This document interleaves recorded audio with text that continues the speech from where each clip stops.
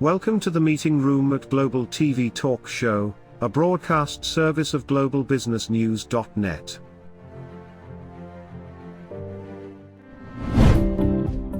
This episode from the meeting room of Global TV Talk Show is brought to you by The Bridge School, the accredited international online private school of choice, at bridgek12.org. Porch Light Rental and Destination Services. Reduce your renter lump sum or managed relocation costs. Visit them at porchlightrental.com. And by airs.com. With our full range of services, we can help design and manage your international relocation. Find us at airs.com. Primestone Partners, featuring corporate, government, and developer housing solutions, as well as senior-level advisory services.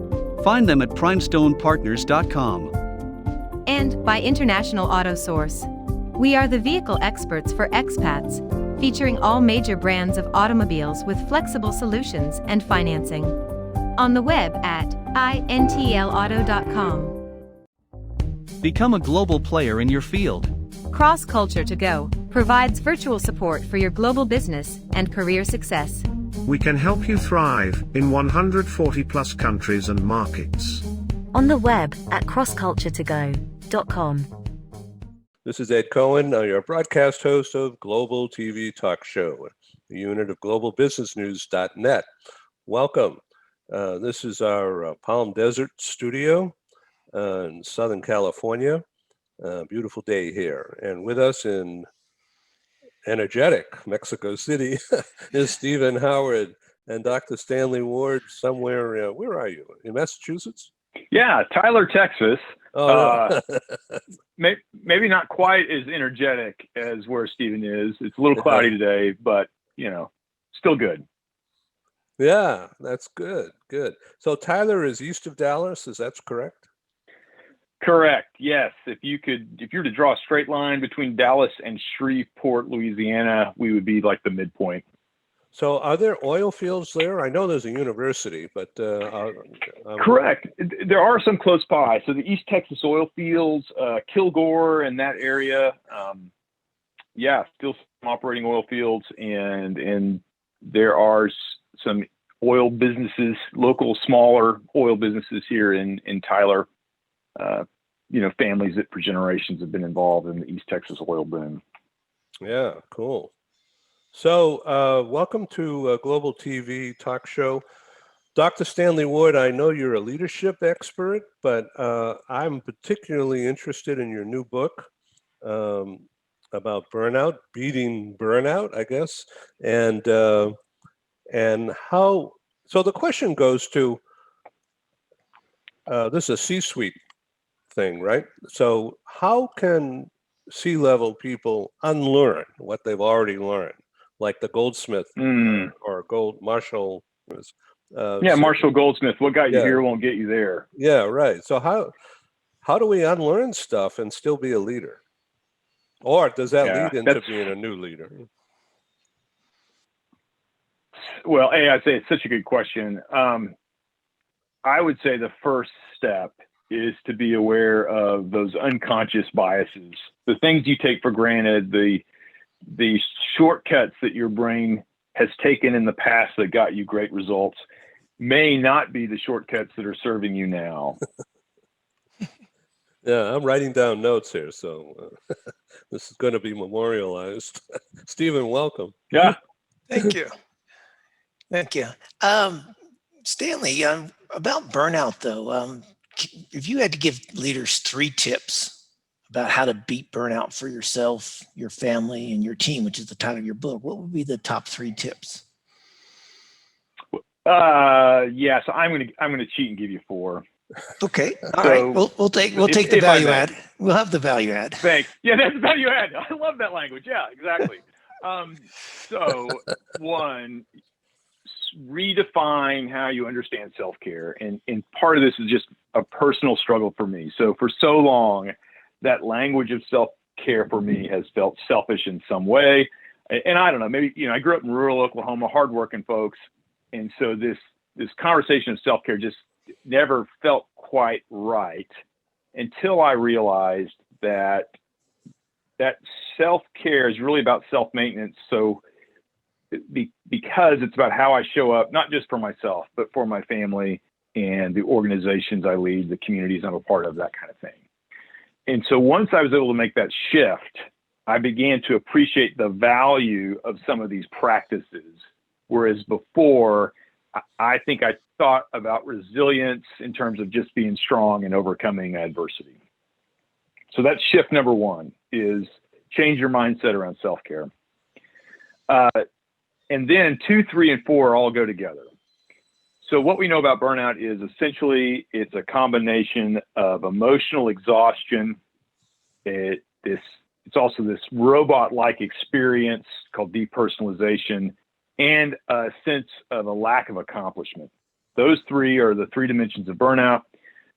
So what we do is we create disciplines that help you improve your energy, improve your relationships, and improve your sense of effectiveness.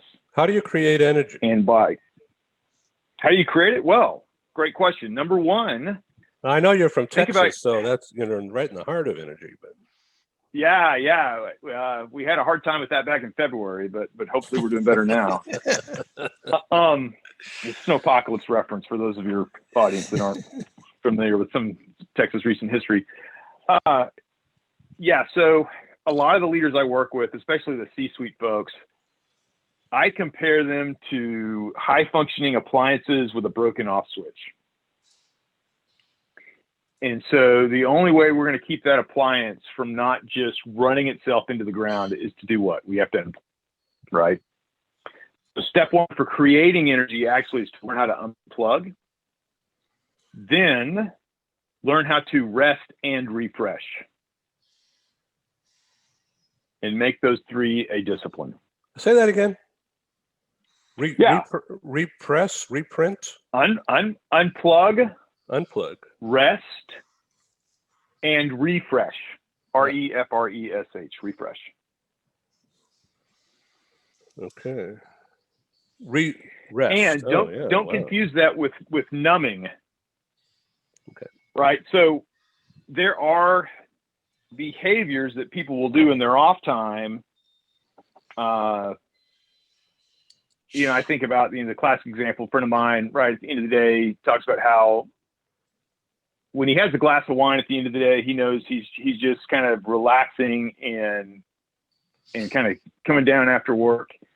When he has a couple shots of whiskey, there's something else going on, right? That there may be a numbing there, that there's something he's trying to get away from and forget about. What about the people? Go ahead. Go ahead. Well, all I was going to say is understand, and I'm not against having a couple shots of whiskey by any means, but what I do want to make sure people understand is that's not refreshing. That's not giving you more energy. That's about something else. And what about the people who vegetate in front of a couch at the end of the day and just binge watch? Exactly, same issue. Yeah, supposedly putting the brain in neutral and just watching Netflix. That's not what I'm talking about. That's not going to create energy. So it's more than numbing the brain. Exactly. And Stephen, I know you've got some expertise in here as well, so feel free to jump in and we can play off of each other. Essentially, and I think we see a lot of this around the COVID stuff, right? People have a lot of time at home, and so they may be binging on things that provide some sense of relief, but the reality is these are not behaviors or disciplines that provide rest and refreshment. And the test is essentially, after I do this thing, do I have more energy? If the answer is no, then okay, this is probably more of like a numbing type activity. Gotcha. Okay. So for example, when I ride my mountain bike, it wears me out. And for the rest of the day, I'm on a high. So Stephen, we're looking at now. That's rest and refresh. Yeah, right. And so now we're looking at energy. The producer Paul has put up on the screen a page showing 3 books: How to Beat Burnout, Conversations with a Red Hand at and Ethical Leadership. Yeah, So what do ethics have to do with all this? Well, I think that goes to purpose. So remember, the second piece of this is making sure you stay connected to your people and to your purpose so you can avoid depersonalization, avoid becoming robot-like, avoid cynicism. And so ethics are really about what are the things that you care about deeply, those core values that provide a North Star in your decision-making, and being true to those things. Ethics, for me, is not just about simply staying legal. That's like the lowest form of ethics, right? You know, a lot of times you go to an ethics conference and it's really about how to not break the law. I'm talking about something else. In the ethics book is actually a college textbook on ethical leadership. I would agree with you there, Stanley, in that, in particular, in combining the two thought lines here with burnout. I'm advocating lately that leaders, when it comes to thinking about the health of their teams and the mental well-being of their teams, ethically, we should be doing more than just what the policy of our organization say. So it's not a compliance issue anymore. It's more, I think it has to be more that leading in a way that you walk the talk. You, as you say, you show up for yourself, you show up for others. Would you consider that part of ethical leadership? Yeah. And I often have this observation in organizations, and something I challenge leaders with is, show me your list of core values. Okay, almost everybody has some list of values now. It's very vogue. But then they'll say, okay, tell me what those values have cost you. Because unless it costs you something, it's not really a value. It's a very valid point. I like that. Can you elaborate on that a bit more? Yeah. So one of the organizations I coach for, they have 5 core values. The first of them is family. And again, that sounds very vogue and yay, warm and fuzzy. This is a sales organization, and they are closed on Christmas Day and on July 4, whereas their competition is open on those days. Interesting. And so the owner, it's a private company, private organization. So the owner has said for his, and he's got multiple business units, for his business units, because family is a core value, he wants to make sure there are some family holidays that everybody gets to experience. And he's willing to give up some opportunity for sales in order to do it. Right. Okay. Great example. So what about Easter, Christmas, and Memorial Day? Yeah. So, I can only speak to Christmas Day, I think Christmas Eve and July 4, just because I haven't had some conversations around those. I'm not sure about some of the other holidays. Okay. That's great. So that's interesting stuff. So basically yesterday I just unplugged. I didn't do hardly anything at all in business, and boy, it was good. And you got refreshed. Yeah. I came out here, jumped in the swimming pool, and then everything was good, So that's another thing. We were watching. So Joanna and I I'll just be brief here. Talk about a redirection of energy or thought. We watch these silly shows. Actually, they're not so silly. Jeopardy's not silly. It's really interesting, but we watch that. And then Wheel of Fortune is a silly one, but it's like an escape, And we have some dinner and talk about stuff, try to guess the answers. And it was like family time, And then make a mistake and put on the news. And boy, was that depressing. I just couldn't wait to get a beverage and change my direction.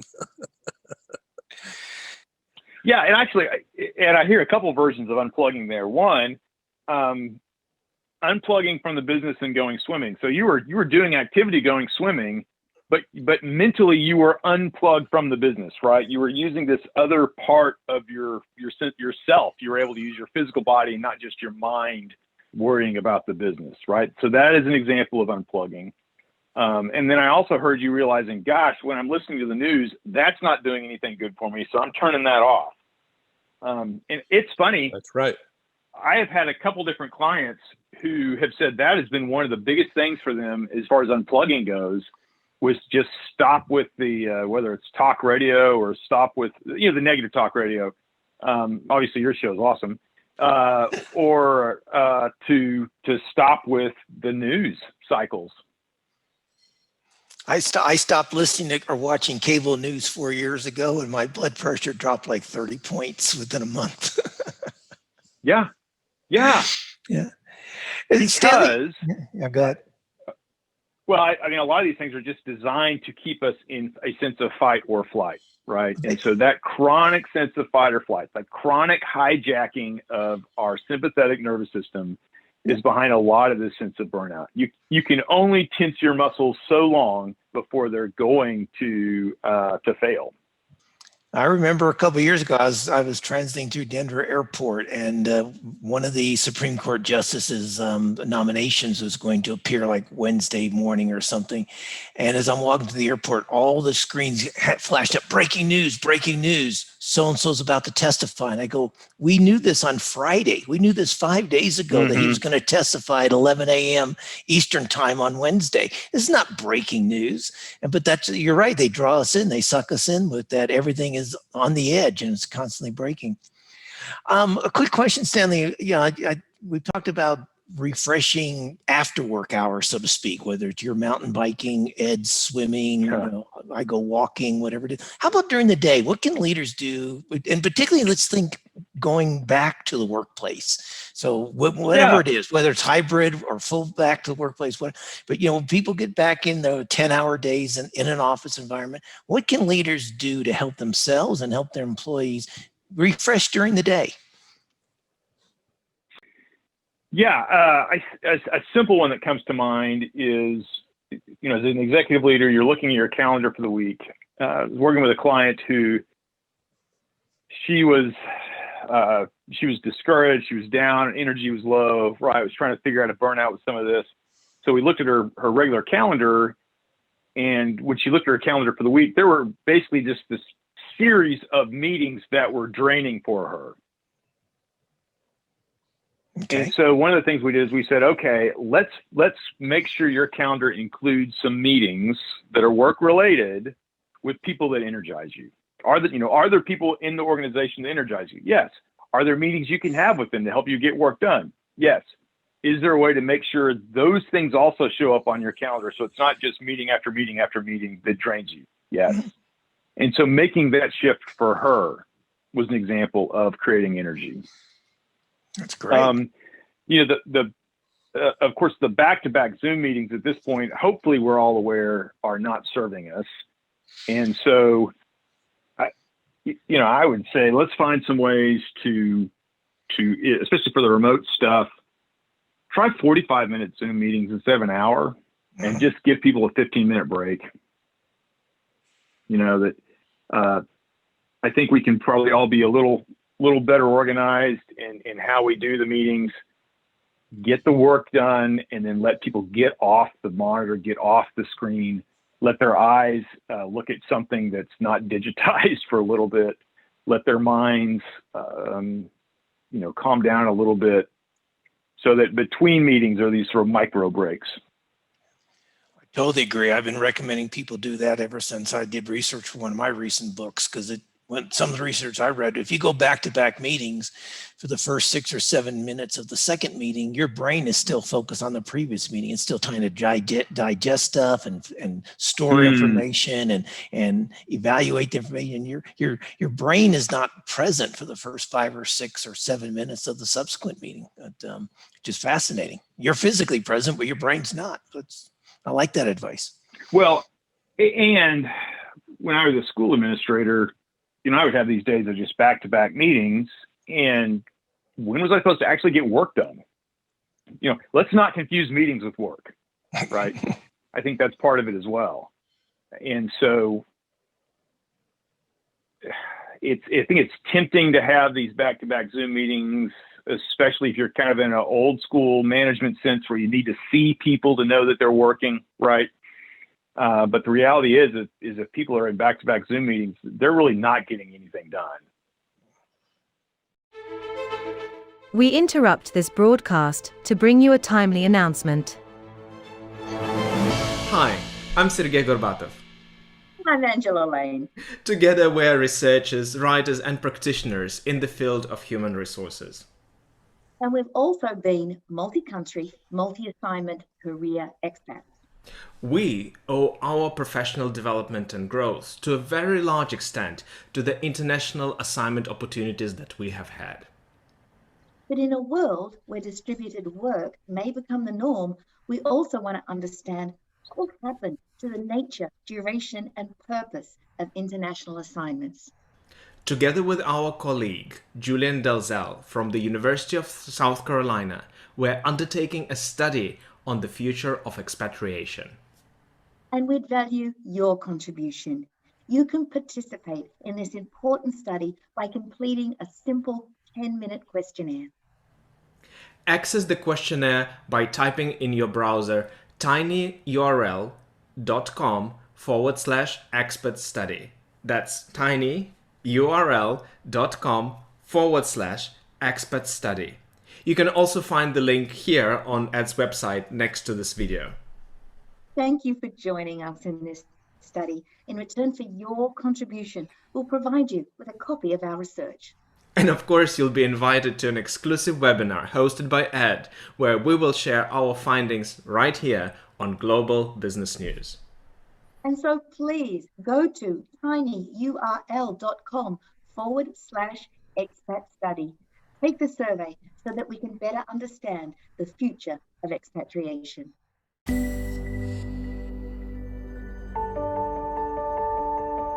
Something that's really neat is that the Bridge School partners with various organizations to provide learning for their students.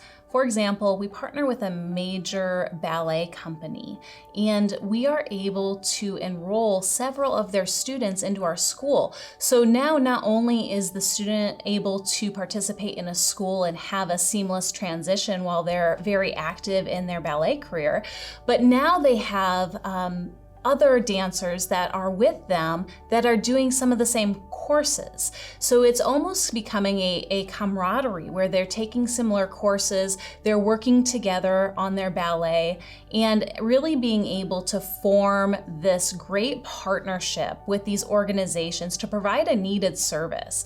A lot of times there are student athletes who will spend hours and hours at the gym or at the basketball courts, wherever it is. And if they're attending a traditional school, they're in school from 8 to 3. They get a quick snack, and then they're at the gym for 3 to 4 hours in the evening.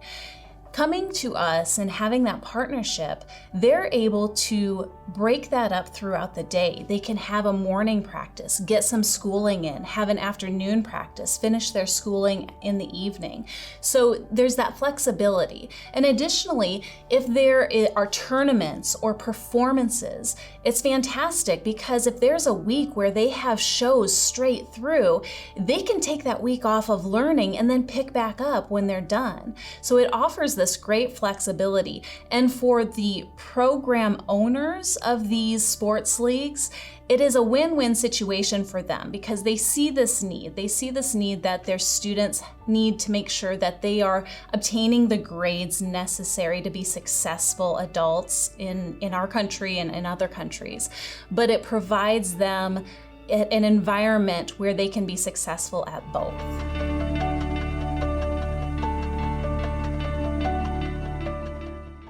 Is this becoming a more important leadership topic, do you think? I know it hit the headlines a couple months ago when I think it was Goldman Sachs for people working 100-hour weeks. And then I know that I'm not sure the CEO handled that very well. I know he came out and said, well, we're going to hire a few more people or something like that. But I don't think a few more people, they're probably also going to work 80 to 100-hour weeks. But is this becoming a subject that leaders and maybe even shareholders need to become more aware of, or society in general? I would argue yes. Now this goes back to the kind of that ethics question, right? I mean, I have some assumptions about what good leadership and good business are. And so although making money is part of it, it's not the only metric I'm concerned with. I personally would love to see, people report employee turnover or retention at an organizational level. Or even if you don't report it, I would like to see leaders monitor that better, because I think that the old story that people leave bosses, not organizations. I don't think enough people are aware of that, and we're burning out employees. I've read recently also, and I want to get your feedback on this, or your impression, that some research shows something like 60% of employees right now, this is United States, are going to be looking for new jobs once the pandemic ends, that they haven't felt that they've gotten support during the pandemic, or they haven't gotten trained during the pandemic, or they don't want to be forced back into a workplace situation. Have you seen any research along those lines as well? I have. And you'll have to forgive me because I can't give you the numbers off the top of my head. Yeah. But what's interesting about that point is in 2019, Gallup did one of their engagement surveys that they often do. And at that time, they found a significant number of folks reporting burnout at least some of the time. And one of the major parts of that was basically the manager. And even when I looked at physician burnout, one of the things I do is I work with some physician and business owners, right? So they're feeling it from both sides, both as leaders of organizations as well as people who provide medical care. And so as I was doing research on that, one of the things we're seeing in the hospital system, right, is physicians reporting burnout because of this sense of micromanagement and an inability to get their administrators to listen to their real concerns. Interesting. So you had talked earlier about values, and number one you said was family. And what's number two? Oh, well, I was talking about this particular organization. There are a variety of tools now. For example, the VIA Character Inventory, VIA.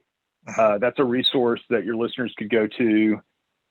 Also, I have a tool based on work from the Center for Creative Leadership that has sort of a top 25 values that leaders report. And I've created a worksheet that helps people identify what their top core values are. And then they can use those in decision making. Again, thinking about a physician business owner I was coaching, and she was going through this. She had an ethical question about whether or not to get involved in a lawsuit, actually. And as we were working through that, really part of that process was to come to grips with, okay, you're struggling with this question. So what's the core value here that is making this so difficult? You must be bumping up against some core value. Let's get clear on what that value is, and then let's figure out how to work with it rather than fighting against it. Great. Do you see any correlation at all between increased burnout in the workplace and increased workplace violence? I mean, we had the shooting a week ago in San Jose, but and I just wonder, is there any correlation between the two, or is anybody researching looking at that by chance? I can't say that I've looked at research literature on that, so I'm a little hesitant to speak to it. Sure. Intuitively, though, my work as a practitioner looks at people just in a constant state of fight or flight and what it's doing to them, both in the workplace and at home. And so certainly if you're concerned about a shooter situation, that's going to put you in fight or flight, right? Right. And it's not just the shooters too. I mean, there's other workplace violence, whether it's bullying or whether it's argumentation or even physical aspects. Yeah. Okay. Now that, yes, I have been reading about, and certainly, yeah, it does play a role. It's, and again, the role that managers play in this is really interesting. So I'm laughing here because, you know, I'm thinking about that whole saying, poop flows downstream, right? Mm-hmm. So I suspect some of this is you've just got stressed out senior leaders, stressing out their middle managers, stressing out their frontline folks. Yeah. Yeah. So what do we do? Yeah. Yeah. So there's two sides to this. One, I'm a huge believer in empowering people throughout the organization to become what Ira Chaleff calls courageous followers, meaning learning how to be a partner to your manager rather than simply an implementer for the manager. Partners are able to speak up for their managers, to support them, to help them accomplish their objectives, and they're able to speak up to their managers when their managers are violating core values in the organization, right? So that's working the problem from the bottom up. And then, of course, working the problem from the top down as well in terms of helping senior leaders, one, manage their own issues around energy, relationships, and effectiveness, so that then, two, they can have a new lens to evaluate their own business practices or procedures there in their organizations. And why? Well, you can't give what you don't have. So if the senior leader's not cognizant or self-aware of what burnout is, what it looks like, how it impacts them, and the ROI of addressing it for themselves, they're not going to be likely to buying into trying to address it in the broader organization. Okay. So in that regards, can you give our listeners, our viewers, any tips on, I want to go back to the depersonalization aspect. Are there any leading indicators of when somebody's depersonalizing the situation or the workplace? Yes. So in the tool, the Maslach Burnout Inventory, it describes depersonalization as cynicism. Okay. And so as you see increasing cynicism, either in one individual or across a department, that is a huge red flag. For yourself, if you have a robot-like experience, right, just going through the motions and you're feeling numb, then that tells you something's going on there as well. Okay. What about if you start getting short with employees or start spending less time with your employees, like sort of locking yourself into your office a bit more? Would that also be an indicator of going down the track of depersonalization? It's an indicator of something. Yeah. And so I think it's a matter of figuring it out. I'm a pragmatist on a lot of this stuff, meaning I realize there are seasons that senior leaders are going to have to say, hey guys, I need to have a alone in my office day in order to catch up on some things. Yeah. Right. And so the question is this a ongoing trend or is this a once off kind of deal? And I have a rule of thumb too, once is an accident, twice is a concern, 3 times is a trend. Yeah, absolutely. Yeah. I'm going to illustrate the idea of, you have a person who's having an off day. They're a little cynical one day. Okay. We'll spot them, call it an accident. If it happens twice, okay, leader, that needs to be on your radar. You can decide then whether to say, hey, I'm concerned what's going on, or just monitor it, be sure and watch it.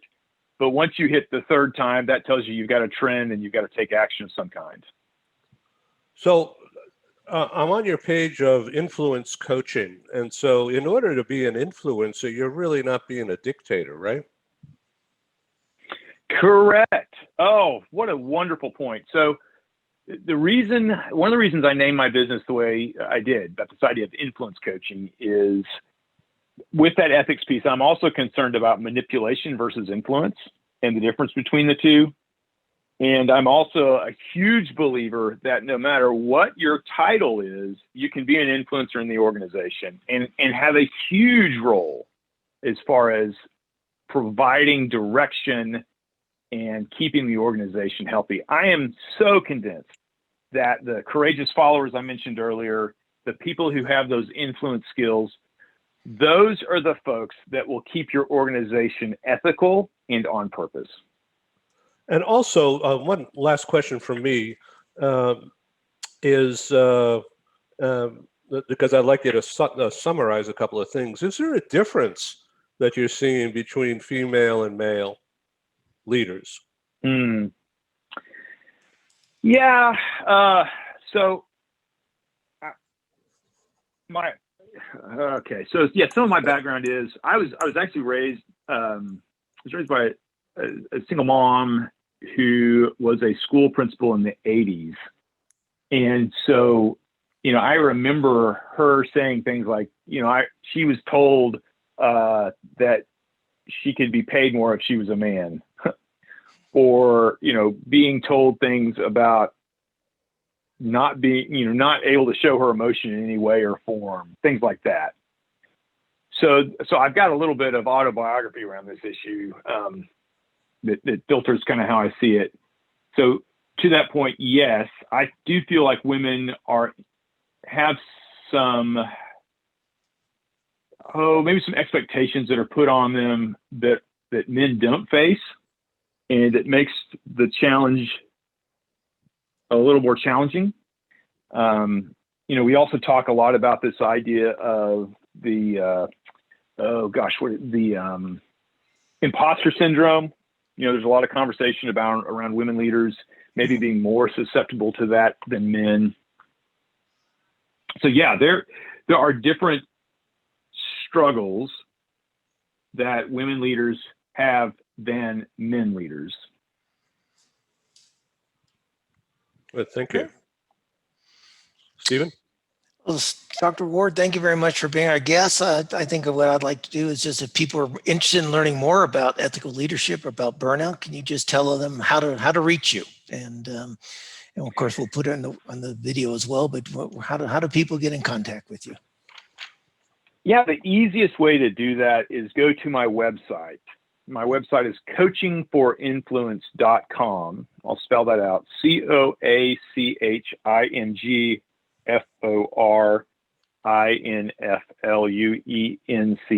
coachingforinfluence, all one word, .com.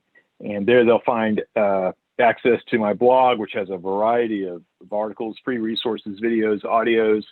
They can download a PDF on leadership and burnout. I've got a new online course on how to beat burnout they can access there as well. And once again, the idea of unlearning, this is not a banality. This is like a real thing. I have to unlearn old ways of doing things and focus more on video and, connecting with people from across time, from across borders, from across cultures by using this rather than one-on-one meetings. Are you finding the same thing, or are you relying on the discovery call? Oh, yeah. Well, two thoughts. A, regarding unlearning, you're spot on as far as that is a critical skill for personal growth. And I call it belief buster activity, or the assumption assassin. And so there are things you can do. You can say, what is the core belief here? Okay, how is that belief serving me? Where did it come from? What is this belief costing me? And what's a variation on this belief that would serve me better, right? I mean, those are some questions you can ask yourself to help with that process. And then, as far as connecting with folks, yeah, the discovery call or the Zoom session, that's tremendously helpful as far as just those initial conversations to see if I'm a good fit for folks, or even just to provide some general consulting, just because I like helping people. So those are still good tools. Terrific. Great session. Excellent. Excellent. Well, thank you very much, Dr. Ward. And unfortunately, burnout's a critical topic, but I think you got the right book at the right time, and I hope people take your message to heart. Yeah, great. Thanks. Yeah, my last word of encouragement is every day do something meaningful, something necessary, and something fun, and that will serve you well. Oh, I'm okay. It's 9:30 or so in the morning here. I'm going to find something creative to do. Well, this conversation was meaningful and it was fun, so that's 2 out of 3. Yeah, okay. Awesome. All right. Thank you very much for being on Global TV. Please come back, Dr. Ward. Hey, it's my pleasure. We'd love to be back sometime. Take care, guys. Thank you. Thank you. Okay. Bye-bye. Thank you for joining us in the meeting room at Global TV Talk Show. Have a wonderful day, and stay safe.